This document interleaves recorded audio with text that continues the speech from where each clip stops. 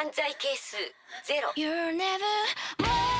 きた人間を使ってゲームだと。殺意と手段本来揃うはずのなかった2つを組み合わせ新たに犯罪を創造する。それが奴の目的だ。何考えてるんだ。まだ事件が終わってないんです。もっと急いで。手遅れになる。そんなことは分かってるっての。あなたはただの犯罪者よ。殺してみせよう。君の目の前で。できるわけない。絶望するがいい。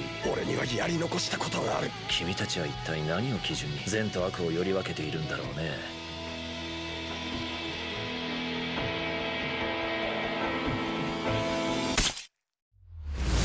Enter the world of Psychopaths, a dystopian cyberpunk police saga that delves into the world of human nature in its most sinister and darkest hours.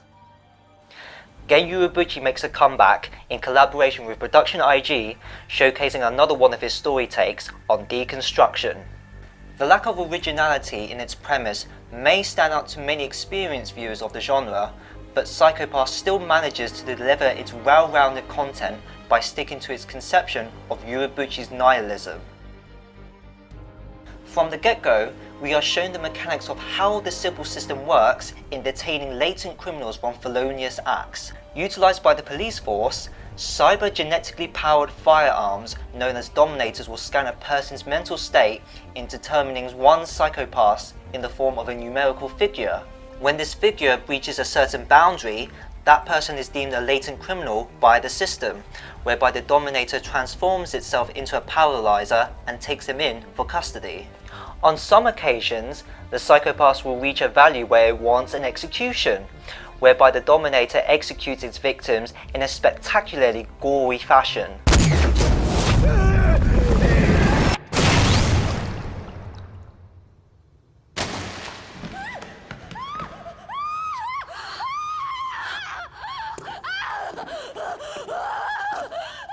Psychopaths does not hesitate to show how dark and grim its universe can be.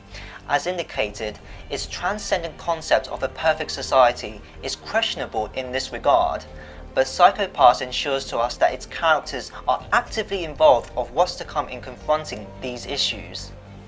In fact, the characterization is what makes the anime so memorable, including some infamous literary context thrown back and forth to magnify its elegant scripting.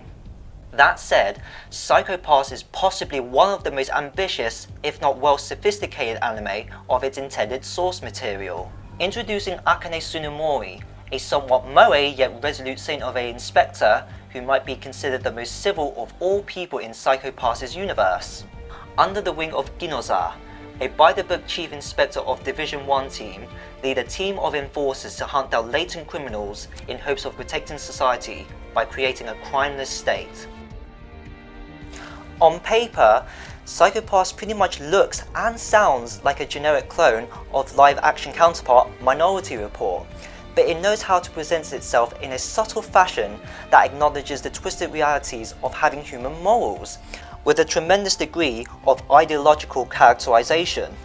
We have our laid-back youngster of the group, Kagari, who loves video games and being a playboy around our main heroine, carrying some individualistic views of how he perceives the civil system. We then have our old cranky veteran, Masawaka, a man of his own words who seems to have a jaded yet optimistically wise view of life, along with the classic anti-hero, Kogami, the reckless maverick with his own notion of justice, who desires nothing else but to kill Makishima Shogo, the cruel humanitarian villain introduced later in the series. Psychopaths is an anime that approaches the story leaving many questions open as to how society functions, one of which pertains to how and why the enforcers who were previously latent criminals become an integral part of the police force. There are also topics discussed revolving around individualism and emancipation, going in hand with a few philosophical references that aim to enlighten the audience about human nature and political law, which range from the likes of Jean-Jacques Rousseau, Friedrich Nietzsche, Descartes, and plenty more to account for. The impressive thing about this is how well Psychopaths handles these issues with a plausible amount of intelligent dialogue, exchanged with a few intriguing events that may leave you scratching your head at the shady implications or force viewers on the edge of their seat in anticipation.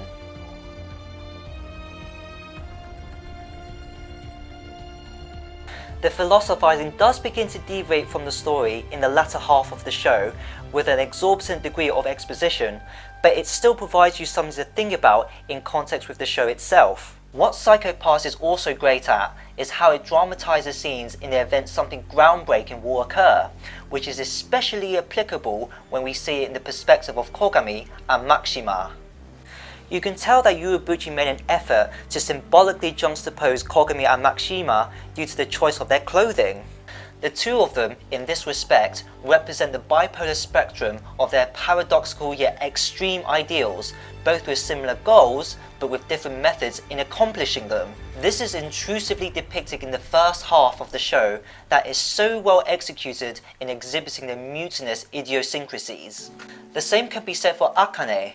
Although she seems like an innocent, naive girl lacking grown-up experience, she receives the most love after a transition of events that break the audience's preconceived notions of her cute, ingenuous, yet defiant nature. It's hard not to feel a degree of empathy for the trio, but nor is it difficult to feel purified when you see them act with strong intentions in a deprived universe. Alas, the same can't be said for the side cast. While the support cast doesn't have much impact with the flow of events, one pair of characters does offer a decent subplot to let you feel invested. But when it comes to the female support cast, viewers might find this to be the disappointing aspect of the characterization. They hardly provide an ounce of influence on the story itself, occasionally dropping a line once in a while to show they have subpar relevancy to the story, or just for the sheer simplicity of plot progression, which is really unfortunate due to their integral roles of their own division. Despite those downsides, Psycho Pass excels extremely well with an incredibly multifold soundtrack and top-notch animation. There may be the occasional hiccup in the latter half where the animation quality dips. Production IG still maintains a consistent degree of detailed photography and character illustrations through and through, particularly when implementing the CGI neon light effects for the Dominator. 相変わらず痺れるね、ドミネーターの本気は。The soundtrack composed by Yugo Kanno is stunning, with a diverse collection of holodrone chords, mystifying electronicas, as well as a few emotional opera tracks and whimsical string performances. Albeit the Odd One soundtrack imitated based off Blade Runner, it couldn't be a better variety, especially when you consider the insert themes. Both opening and endings provide a blood-rushing, if not a cathartic experience that leaves a strong lasting impression, decorated with a smooth artistic animation that really signifies the adventurous yet cynical world of Psycho Pass's story premise. Amongst the winter season, Psycho Pass stands out as one of the most acclaimed anime that does its job well in sticking to its core premise, presenting an intellectual screenplay by Uebuchi with a superb set of likable characters and impressive production values. Its setbacks, albeit rather paltry, may leave you most disappointed with its female support cast due to their limited involvement in the story. Regardless, Psycho Pass is an exceptional anime that is worth considering if you're looking for a serious and ambitious deconstructive show that entails a memorable, if not a profound, experience of a dystopian universe. Currently, Psycho Pass is licensed by Funimation of North America with no English DVD Blu-ray release, but a publication is still likely forthcoming. If you reside within the United States, then you can sign up for a free fortnight membership and stream Psycho Pass on their website.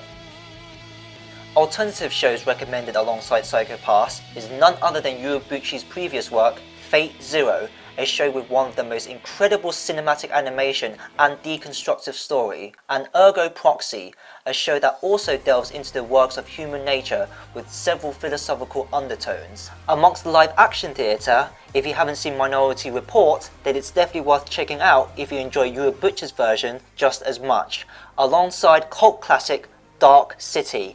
It may not be as emotionally gripping compared to its former, but provides an existential view of a concrete dystopia.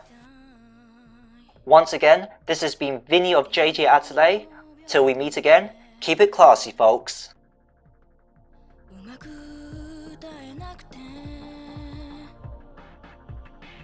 切りに行け